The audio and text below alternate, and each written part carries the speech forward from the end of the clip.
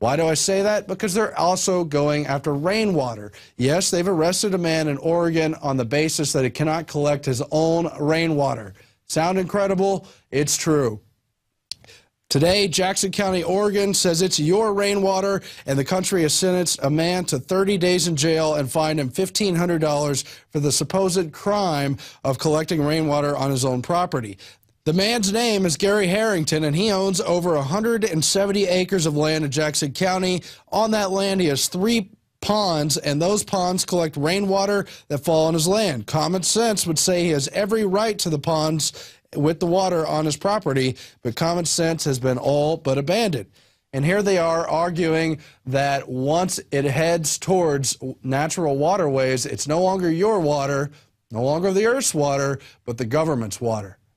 But the issue is, in fact, bigger than that. But I would point out, this has been in the media for over a week. I've heard the audio commentary from this guy, Harrington, and he's quoted in part as saying, when something's wrong, you just as an American citizen have to put your foot down and say, this is wrong. You can't just take away any more of my rights from here on in. I'm going to fight it. As you well know, they're going after everything from backyard gardens to lemonade stands, raw milk, Amish growers, Amish dairy people, you name it. They're coming after individualism in this country because they're pushing collectivism. Now, according to Oregon laws, one must obtain a permit in order to have a reservoir. But Harrington had the permits for the reservoir. In 2003, he was granted the permits, but the state reversed the decision, then come along to seize his rights to collect water, and now we're putting him in jail, which he's basically going along with as an act of civil disobedience, as an act of saying, if you're going to be a tyrant, then you be a tyrant, as a Henry David Thoreau move of saying, the best place in an unnatural state, in a corrupt state, is in prison, because that's the only place for a righteous man. Bad paraphrase of that quote, but it's on the record.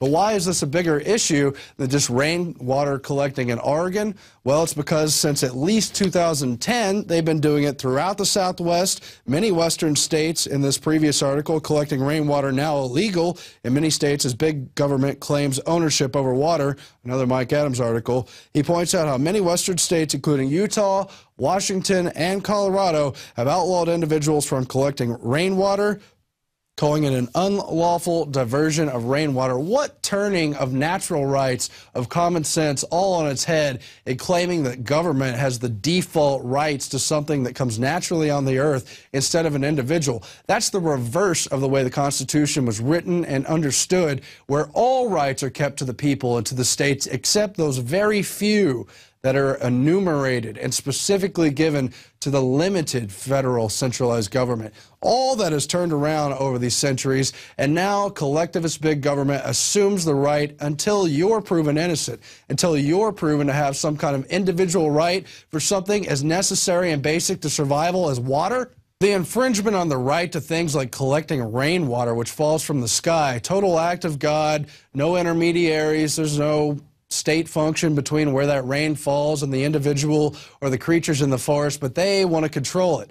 Who else wants to control it? The private sector does. They've been trying to privatize water rights around the world, again, to infringe on things like the individual's right to collect water. It happened in South America. Why? Because you've got these predatory institutions like the World Bank and IMF, which are just sister, twin, hydra, evil, deviant creatures that piggyback off of each other. And they say, well, we've got country A, it's in serious debt, they really need to reform. We've got a great program to correct their economic downturn and turn things around in maybe 20 or 30 years. So we're going to put on these really burdensome loans at interest rates we know the country can never pay back. And through that loan, which is sold to the people and its leaders on the basis of doing them a favor and helping them out of a crisis, as they're doing today in Europe with the crises going on there economically, they convince people to take on what is not only a predatory loan, but a predatory set of conditionalities. Those conditionalities determine the way that country is allowed to develop for the next many years. Now, the rubber hits the road in the case of Bolivia. In 1998, through the course of an IMF and World Bank loan, and one sets up the loan conditions, the other monitors it and regulates it, they privatized the water rights. They took away the public water utility, which I'm sure had its own flaws, its own need for correction, and they gave the water rights away through privatization to the Bechtel Corporation, one of the biggest and meanest no-bid contract utility companies around the world. They're tied to all our same friendly administrations, and they're predatory.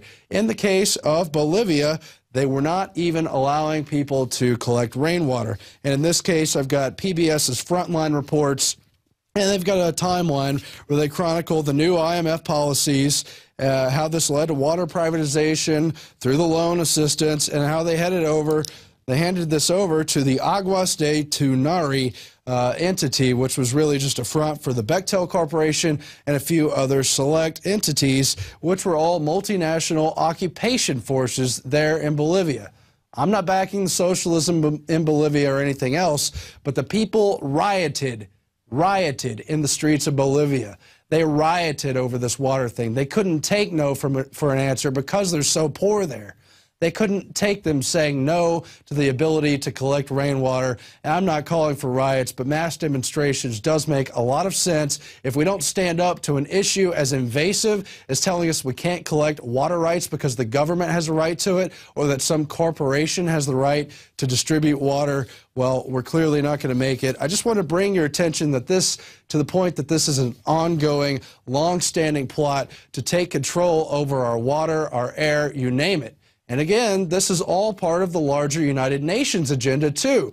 So it's a mix of privatization schemes as well as total government control. Under things like Agenda 21 and through quotes throughout time, you see these environmentalists who all want to save the earth and bring peace and justice to every little country around the world telling us they will control the commons. What are the commons? It's the things that go everywhere in the world: the air, the water, and the land. And those are the very things they want control over, even within our countries here in the United States and the countries around the world. This is a loss of sovereignty, in this case over water and everything else. You've seen it coming down the pipelines. Look up Agenda 21 Oceans. Look up the U.S. Oceans Council. This is all happening, and this incident with the rainwater is part of it. Now, I can't continue to rant, but it just freaks me out that they could tell us we can't even collect rainwater on our own property. Total invasion of property rights. So you can see whether it's privatization where they want a monopoly of profits or the state where they want a monopoly of power, they're not interested in individuals having an alternative, in this case to rainwater, because it cuts into their domination.